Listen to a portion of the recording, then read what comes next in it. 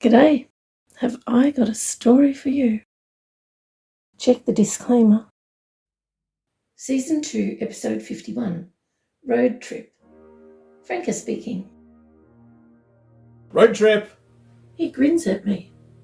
I quickly glance through the doorway of the bus.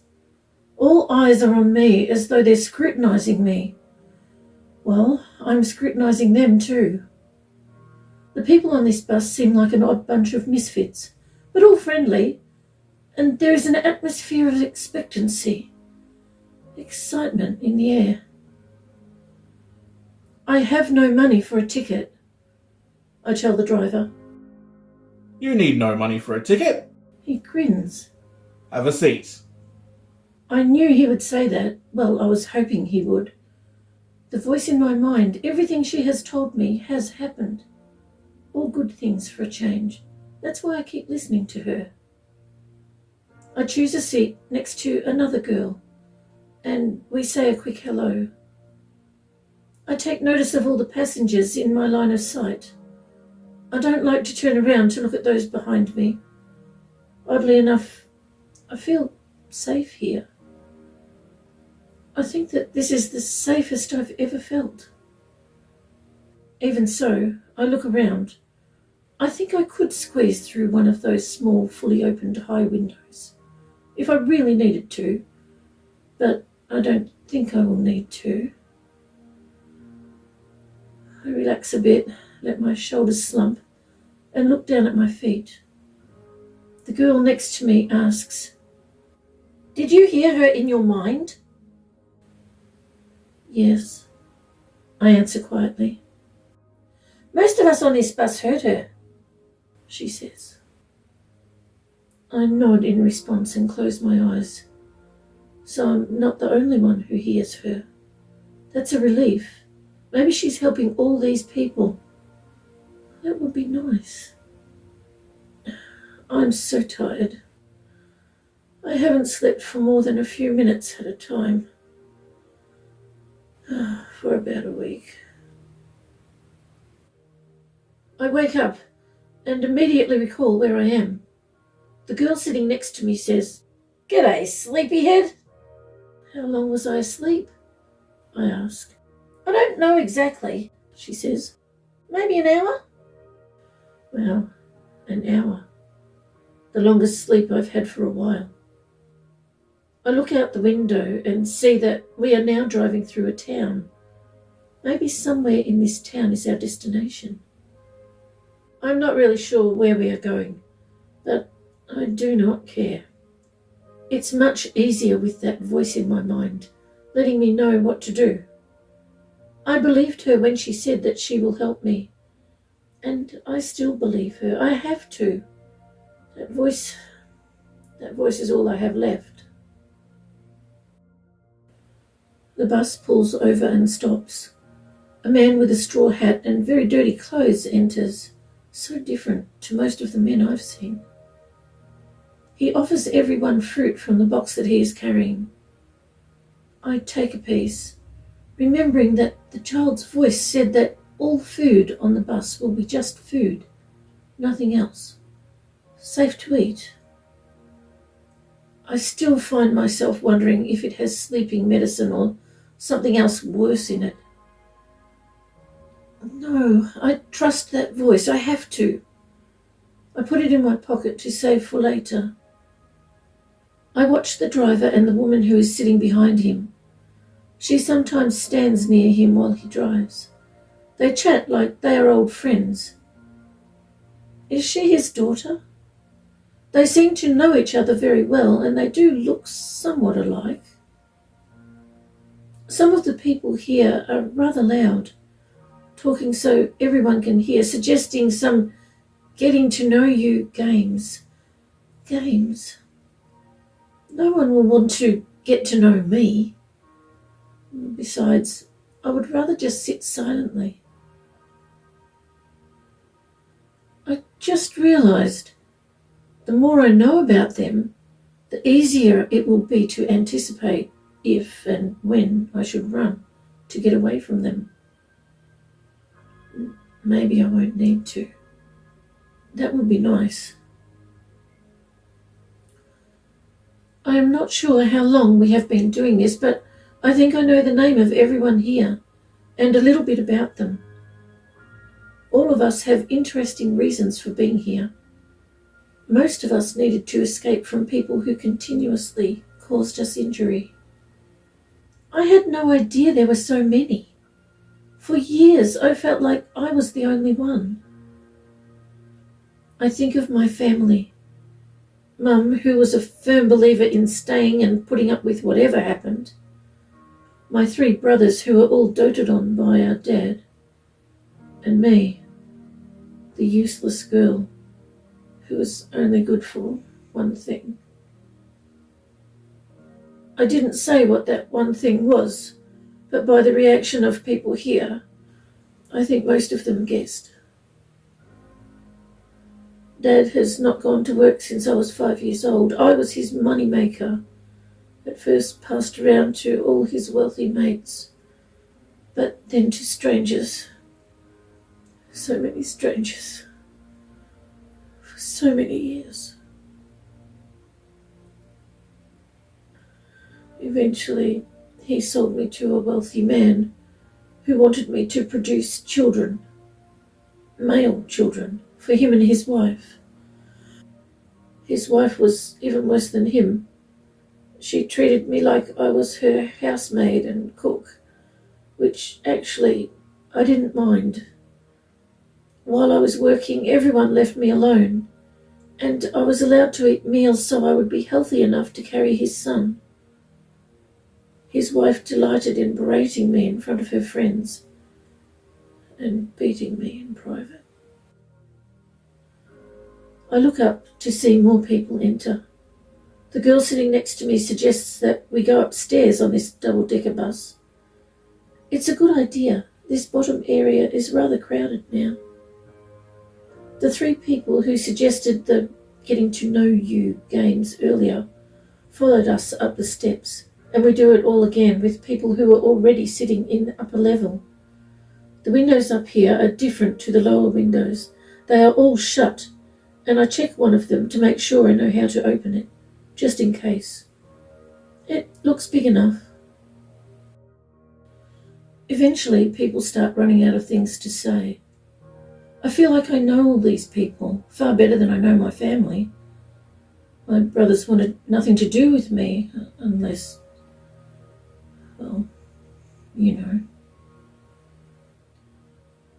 My mum did everything that was expected, and even when she reached all expectations perfectly, she was still beaten. I tried to speak to her about escaping with me, but she was sure both of us would be found and no longer live to see another day.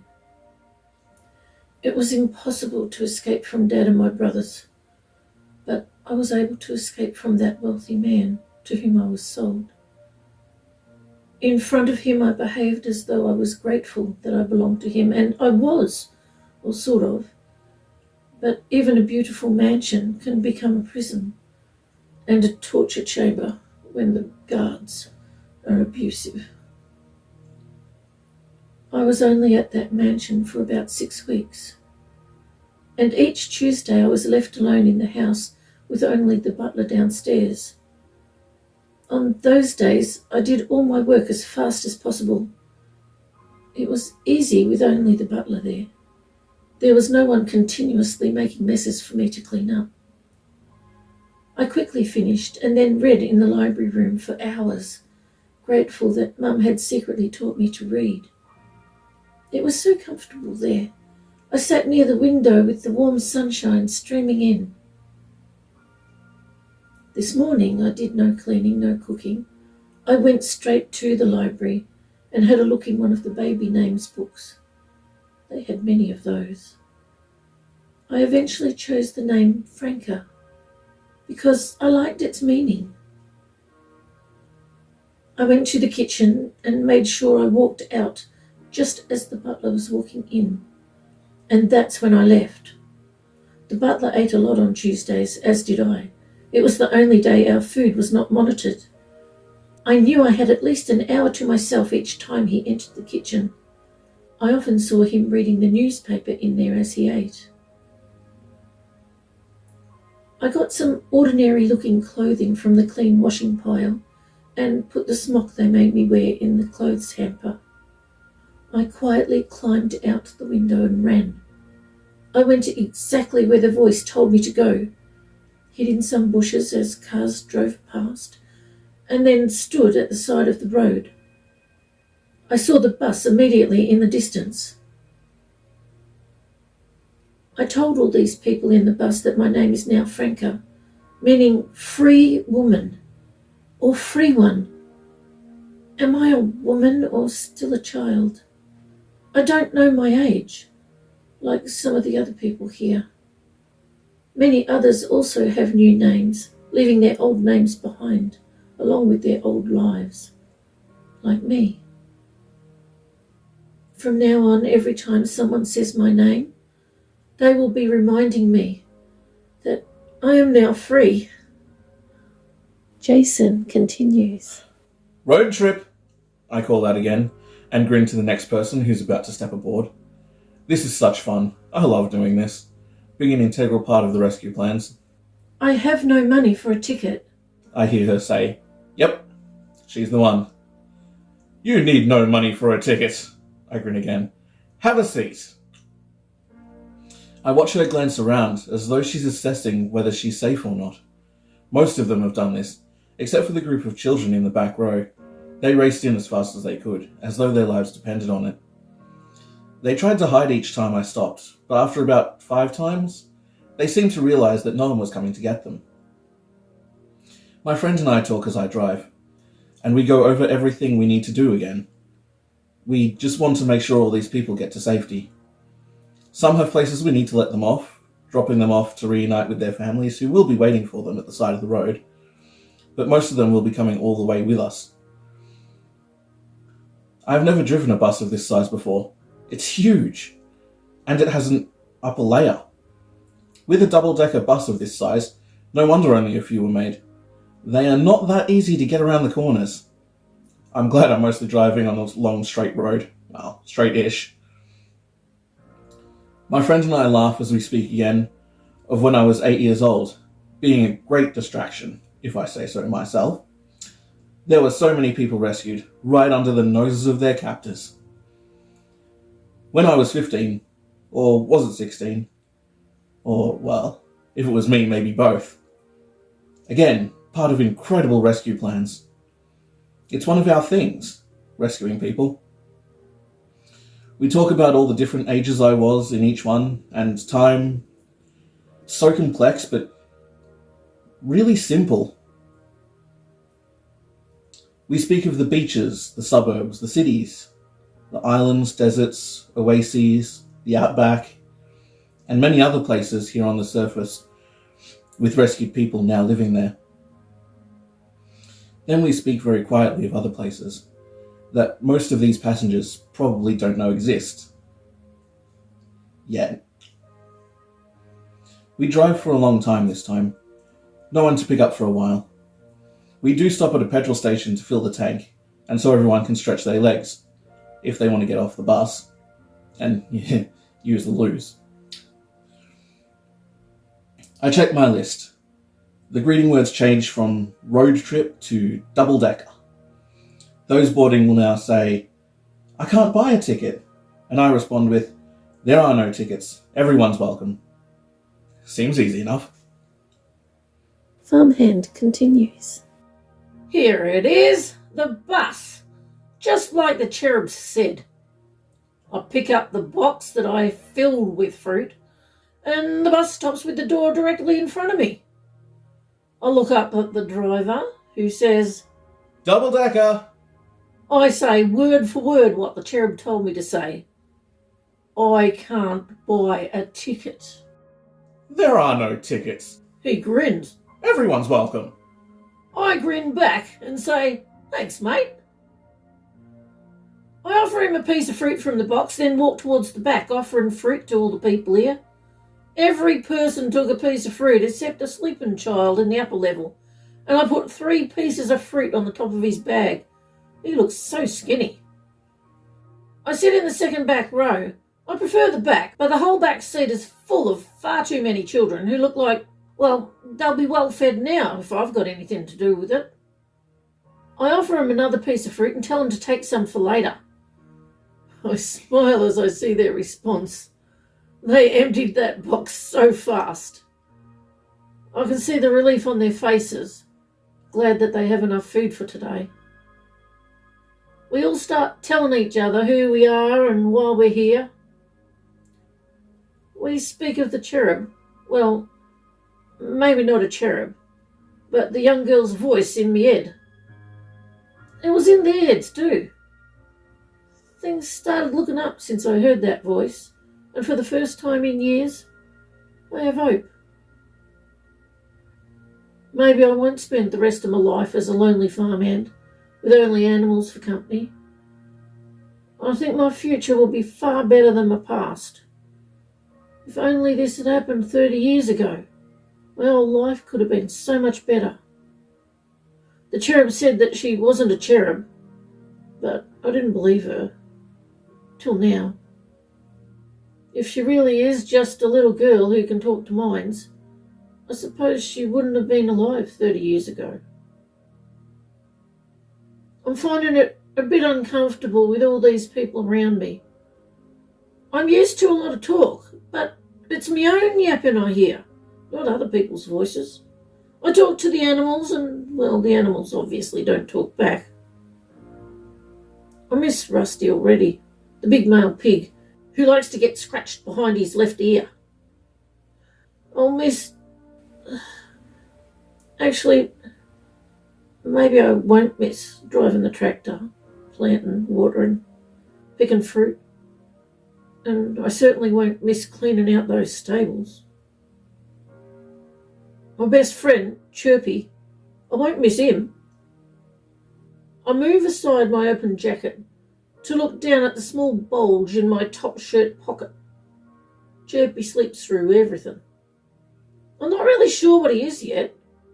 A baby possum or wombat or quokka or maybe even a couscous. Whatever he is, he makes little chirpy sounds when he wakes up and wants to be fed. I have milk for him in my pockets of my trousers and a little bottle that I use to feed him. I've only had him for 3 weeks, but I never want to be parted from him, no matter what animal he turns out to be. I think of what the farmer told me. Quokkas leave their babies behind when threatened, as a distraction so they can get away. How awful! Better that one dies than both. That's what he said.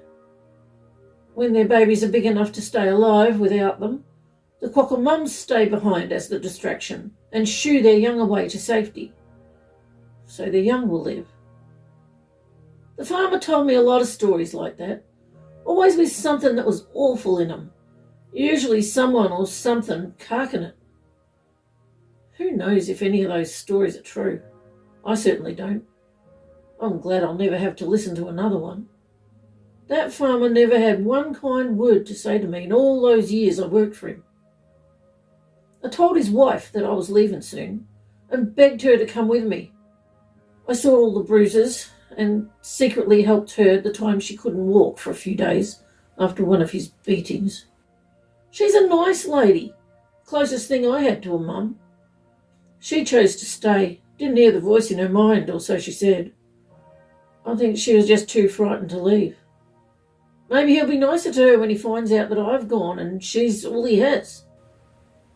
Probably not. Maybe I'll be able to go back to get her, with help. Maybe, one day. The bus stops again and a lady gets on with 2 big bags.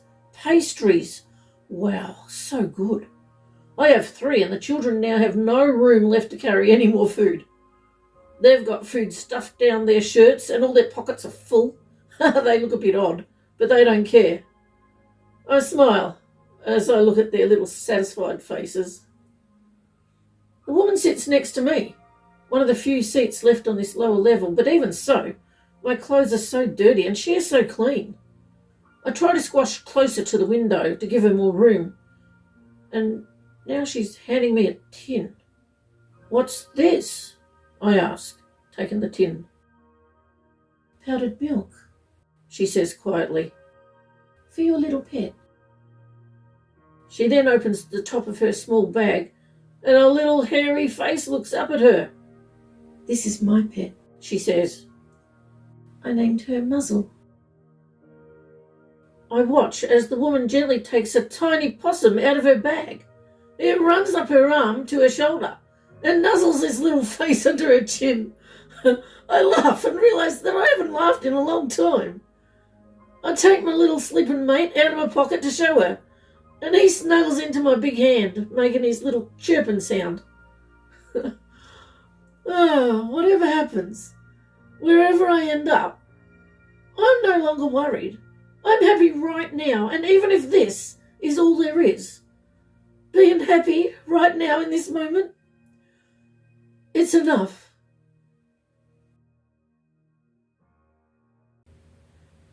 Thank you so much for joining me with a cuppa. I appreciate your company.